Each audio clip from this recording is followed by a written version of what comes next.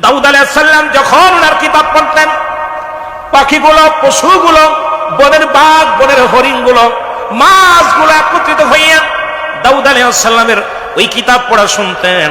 রব্বে কারীম ঘোষণা করে দিলেন, নবী দাউদ রে, তুমি প্রতিদিন কোরআন তেলাওয়াত তুমি কি করবা? তোমার কিতাব তেলাওয়াত করবা। তবে সপ্তাহে একটা দিন, সেই দিনটা হলো তোমাকে আমি শনিবারে দিলাম। এই শনিবারটা দিন দিলাম তোমার উম্মতের জন্য, উত্তম একটা দিন দিলাম তোমার জন্য। শনিবারের দিন তুমি কিতাব পড়বা। আর সমস্ত পশু পাখি, কারণ তুমি যখন তুমি যখন কিতাব তেলাওয়াত করো, এই কিতাবটার আওয়াজ 40 মাইল দূরত্বের মানুষগুলো শুনতে পারে। জোরে জোরে চিল্লায় বলেন মারহাবা। এর দাউদ আলাইহিস সালামের মুসলমান শুনে নাও, এরকম মাইক লাগতো না। উনি যখন কিতাব যখন তেলাওয়াত করতেন, এই আওয়াজটা 40 কিলোমিটার দূরে যেত। কত কিলো? 40 কিলোমিটার দূরত্ব, দূরের মানুষ, 40 কিলোমিটার দূরের পশু পাখিগুলো কান খাড়া করে শুনতো। যেখানে থাকতো নাড়াচাড়া দিত না, যেখানে থাকতো। আমি বছরের জুলুসে একটা দৃশ্য দেখার কারণে আমি কথাটা বলতেছি বাবা।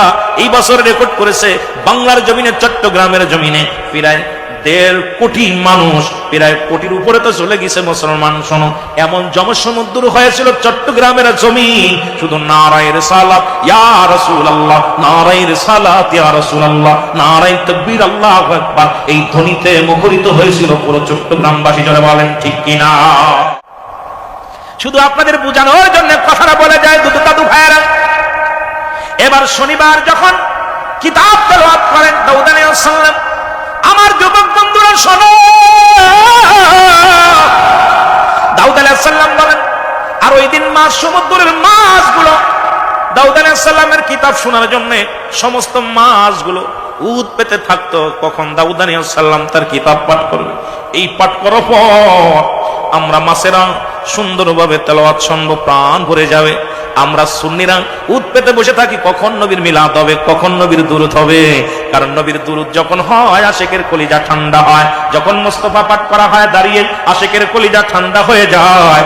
যখন নবীর উপরে সালাম দিই, তখন তো কলিজাটা শীতল হয়ে যায়। এটা তোমরা বুঝবা না, কারণ এই প্রেম দরিয়ায় ডুব দেওয়া লাগবে। জোরে বলেন ঠিক কিনা? আমার বাবারা, আমার গভীর মনোযোগ শোনানো যে কথাগুলো বলি, সমুদ্রের মাছগুলো তীরে এসে অপেক্ষা করে, কান খাড়া করে, মরণের ভয় নাই, কে ধরবে কে মরবে এই চিন্তা নাই। কিন্তু মুসলমান শুনে নাও, ও মুসলমান, মুসলমান শুনে নাও, বনি ইসরায়েলের লোকেরা চিন্তা করলো এত পরিমাণ মাছ সমুদ্রে পাওয়া যায়, আর এই শনিবারে মাছ ধরা শুরু করলো। আমি আপনাদেরকে বারবার তাগিদ দিতে চলি, আল্লাহদের দিয়া বাঘের লাশ দিয়ে কান খাবেন না। আল্লাহর উলিরা হলো বাঘ, আল্লাহর উলিরা যাইতে সাপ। এটা কান খাজতি যে না, সবল যখন মারবে শেষ হয়ে যাবেন। এখনো বারণ করতেছে, শুনতেছেন না? ওই দাউদ আলাইহিস সালাম বারণ করেছিল, শোনেন নাই? আমিরুল আমিন বারণ করে যায়, আল্লাহর ওলিদের সঙ্গে দুশমনি করেন না, কারণ যখন সবল মারবে পালানোর কোনো পথ পাওয়া যাবে না। জোরে বলেন ঠিক কিনা? এ আমার ভাইয়েরা, আমার গভীর মনোযোগ। এবারে দাউদ আলাইহিস সালাম বারণ করলেন, দাউদ আলাইহিস সালাম তার কওমের লোকদের বললেন, এ কওমেরা শোনো, বনি ইসরাইল লোকেরা শোনো, তোমরা শনিবার মাছ ধরো না, শনিবারে কোনো শিকার করো না। কারণ শনিবারটা রব্বি কারীম ইবাদতের একটা দিন দিছে। সপ্তাহে একদিন, আমরা যেমন শুক্রবার ইয়ামুল জুম্মা, ইয়ামুল সাফে, শনিবার। দাউদ আলাইহিস সালামের ইবাদতের দিন ছিল শনিবার, আর আমার নবীর উম্মতের ইবাদতের দিন হলো মুসলমান ইয়ামুল জুম্মা। জোরে জোরে চিল্লায়া বলা যাবে না মারহাবা। এই শনিবার কোন মাছ শিকার করবে না। কিন্তু বনি ইসরাইলের ওই যারা নেতা আছে, তারা বললো, এই দাউদের কথা, নবী দাউদের কথা শোনা যাবে না, তোমরা মাছ ধরবা, বেশি বেশি করে ধরবা, তোমরা বারণ শোনা যাবে না। আমার বাবারা, আমার দাউদ আলাইহিস সালাম ভয় দেখালেন। যেমন লা খাউফুন, তাদের ভয় নাই। কাদের ভয় নাই? লা নাই, খাউফুন শব্দের অর্থ ভয়। ওয়ালা যদি অবস্থান করে হুমদের উপরে, ইহজানুন, তাদের কোনো চিন্তা নাই, ভাবনা নাই। আল্লাহর মাহবুব বান্দা যারা হয়, এই জায়গা যদি আপনাদেরকে বলি পুলিশ আইছে, কারোর ভয় আসেনি? যদি বলেন পুলিশ আইছে, ভয় আসেনি? কেউ মারার কেসের আসামি নেই, কেউ ডাকাতি কেসের আসামি নাই, কারণ পুলিশ আসবে, পুলিশের কাজ পুলিশে করবে, আমার দায়িত্ব আমার পালন করতেছি। সুতরাং আল্লাহর ওলিদের কোনো চিন্তা নাই, ভাবনা নাই, তারা নিজ নিজ মাজারে শুইয়া ইবাদত বন্দেগী করে। জোরে বলেন ঠিক কিনা?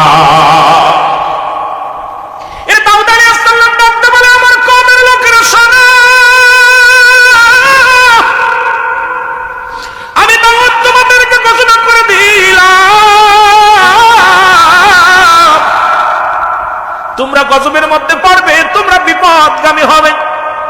মুসলমান বনি ইসরাইলের লোকেরা এসে বলে, হে নবী দাউদ, তোমরা আমরা গজব দাও, কত পারো গজব দাও, আমাদেরকে গজব দাও, যদি পারো তোমার খোদারে গজব দিতে বলো, তোমার আল্লাহরে গজব দিতে বলো, ভয় দেখায়ও না। আরে আলেমরা এখন বুঝতেছিন না, আল্লাহর ওলিদের সঙ্গে দুশমনি করো, গজব যখন আসবে, এখন মুসলমান আসে না, যখন আসবে তখন বুঝবি মজাটা। ধরে বলেন ঠিক কিনা?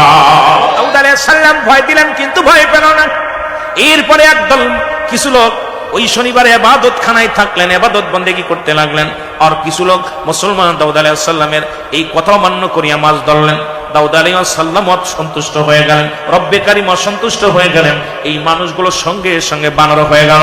মুসলমান শুনে নাও, কোন তাফসীরকারকরা তারা বলতেছেন এই বানরের হায়াত ছিল মাত্র 3 দিন, 3 দিন 3 রাত পর্যন্ত তারা জীবিত ছিল, এরপরে তারা মৃত্যুবরণ করেছিল। মুসলমান শুনে নাও, কারণ দাউদ আলাইহিস সালামের কথার বাইরে যারা চলেছিল তারাই ওই জামানার মধ্যে বানর হয়ে গেছিল। আর এই বানরগুলো অমান্য করিয়া তারা 3 দিন 3 রাত পর্যন্ত জীবিত ছিল। শুনে নাও, আমার আল্লাহ কয় কোরআনুল কারীমের মধ্যে সূরা তাওবা, মুসলমান শুনে নাও, এর সূরা ইউনূসের মধ্যে 11 নম্বর পারা 62 নম্বর আয়াত, আল্লাহ কয় আলা শব্দান ইন্না, নিশ্চয় আলা ইন্না উল্লাহি, আল্লাহর তরফ থেকে যারা ওলি হয়, আল্লাহ কয় আমি যাদের ওলি বানাইলাম, বন্ধু রূপে পাঠাইলাম, লা নাই খাউফুন শব্দের অর্থ হয় ওয়ালা, যদি অবস্থান করে হুমদের উপরে জানুন, তাদের কোনো চিন্তা নাই, ভাবনা নাই। সুতরাং আল্লাহ নিজে ঘোষণা করেছে তাদের সঙ্গে দুশমনি করলে এমন কামড় মারবে, এমন গজবের মধ্যে পড়ে যাবে, সেদিন বাবা বলে চিৎকার মারলে কেউ ঠেকাতে পারবে না। করে বলেন ঠিক কিনা?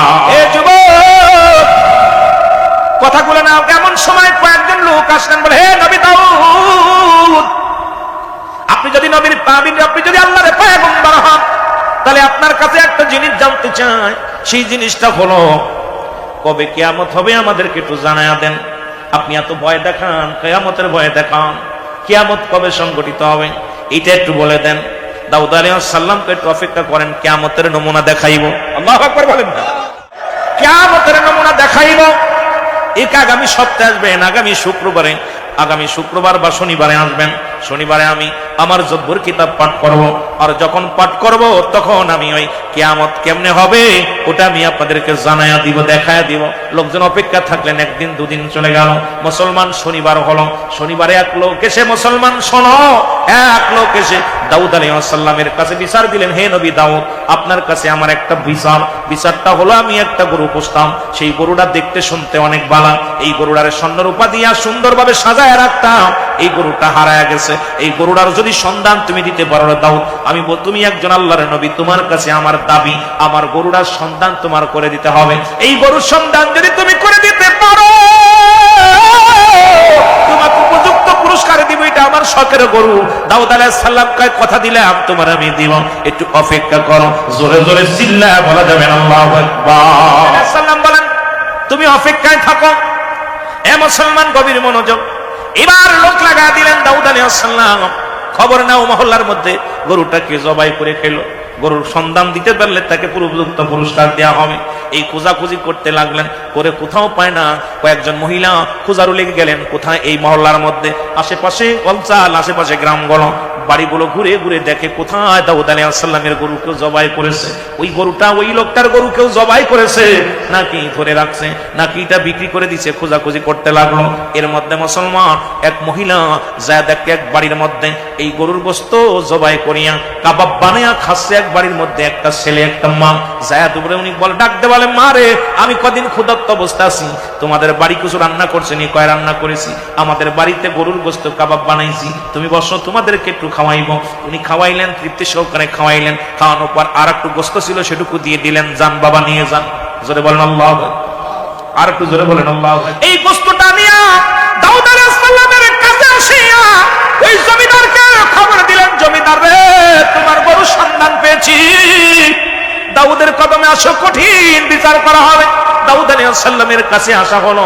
জমিদার বলতেছে, মেয়েরে, তুমি কেমনে প্রমাণ পাইলা? বলে, হুজুর, আপনাদের প্রতিবেশী এলাকার মধ্যে মা এবং সন্তান মিলে আপনার গরু জবাই করিয়া কাবাব বানায়া খাইছে। আপনার গরুর এই যে আমি নমুনা আনছি, আপনার গরুর চামড়া নিয়ে আইছি একটু, আর আমাকে একটু গোশত দিছে, আমি নিজে খাইছি এবং আনছি, ওই বিচার করতে হবে।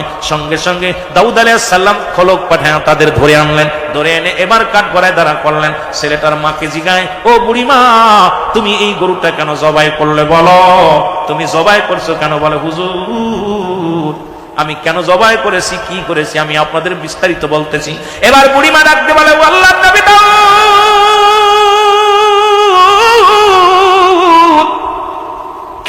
নবী দাউদ রে, আমি খুব বুজুর্গ মহিলা, দুনিয়া একমাত্র আপনার প্রতি আমার রবের প্রতি ঈমান আনছি, আমি আপনার উম্মত। জীবনে আমার কোন পূর্বে কেনা পুরুষে আমার চেহারা দেখে নাই। আমি এমন একজন মা, আমি এক জনম দুঃখিনী সন্তানের মা। হুজুর আমার স্বামী ছিল এই মহল্লার মধ্যে সব চাইতে ধনী, বড় ব্যবসায়ী ছিল। আমার স্বামীকে কারা যেন মেরে ফেলেছে, ধন সম্পদ সব লুট করে নিয়ে গেছে। আমি ছোট্ট সন্তান নিয়ে ক্ষুধার যন্ত্রণায় দাঁড়ে দাঁড়ে বেড়াইতাম, কোথাও খাবার না পায়া এক জঙ্গলার পাশে আসিয়া মাওলার জিকির করি। আমি মাওলার প্রেমে পাগল হইয়া পড়ে আসি। হঠাৎ ঘুম থেকে উঠে দেখি একটা আনার গাছ, ওই আনার গাছটা দেখলাম। ওই আনার গাছটা দেখে বড় আশ্চর্য হয়ে গেলাম। শীতে একটা আনার গাছ, এই আনার গাছের দিকে লক্ষ্য করলাম। হঠাৎ করে আবার তাকাইলাম, দেখি আনার গাছে দুইটা ফল আনার ধরে আছে। এই আনার দুটো পারলাম, খাইলাম। প্রতিদিন ওই গাছে দুইটা করে আনার হয়, আর দুইটা করে আনার, এই একটা আনার আমার সন্তানরে দিই, একটা আনার আমি খাই। এইটা দুইটা খায়া জীবন যাপন করি আর আমার মাওলার জিকির করি। আমার আল্লাহর পাগল, এরে আমার রব্বে কারিমের পাগল।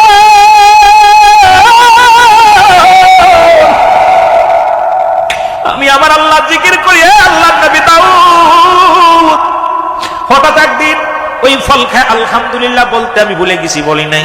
আমার সঙ্গে সঙ্গে পরের দিন আর গাছে ফল পাই নাই। গাছে দেখি ওই গাছে আর ফল নাই। ওই দুটি ফল ক্ষুধার্ত অবস্থায়, এরপরে 3 দিন অনাহারে, 3 দিন অনাহারে আসি, 3 দিন ক্ষুধার্ত অবস্থায় আসি, কোনো খানা পাই না, খানা অনাহারে রয়েছি। পড়ে এমন সময় আল্লাহ নবী দাউদ আমার কলিজার টুকরা সন্তান, তার তো বাবা নাই, সেও তো এক জমিদারের ছেলে ছিল, কিন্তু খোদার যন্ত্রণা সহ্য করতে পারছে না। আমি মা হইয়া রব্বি কারিমের দরবারে দরখাস্ত করি, রব্বি কারিম